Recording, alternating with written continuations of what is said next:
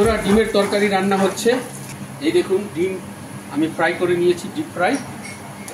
এর মধ্যে পেঁয়াজ দিয়েছি 150 গ্রাম, হলুদ, মরিচ, ধনিয়া, জিরা, আদা রসুন বাটা সব এক এক চামচ আমি দিয়েছি, লবণও দিয়েছি। এখন আদা রসুন বাটা সব ঢেলে দিলাম একসাথে।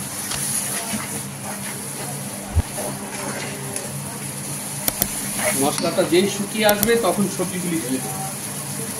দেখুন আমি ঝোল ঢেলে দিয়েছি। এটা আমি 40 মিনিট রান্না করব, যতক্ষণ পর্যন্ত সবজি না নরম হয়ে যায়। বন্ধুরা দেখতে পাচ্ছেন খুব সুন্দর করে ফুটে গেছে। এখন আমি এটাকে ঢেকে দিব, 15 মিনিট তক বন্ধ রাখবো।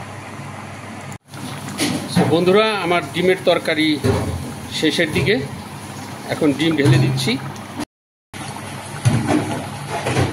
বন্ধুরা আমার ডিমের তরকারি পরিবেশনের জন্য প্রস্তুত হয়ে গেছে। খাবারটা যদি ভালো লাগে লাইক ও শেয়ার করতে ভুলবেন না। সেই পর্যন্ত ভালো থাকেন এবং সুস্থ থাকেন।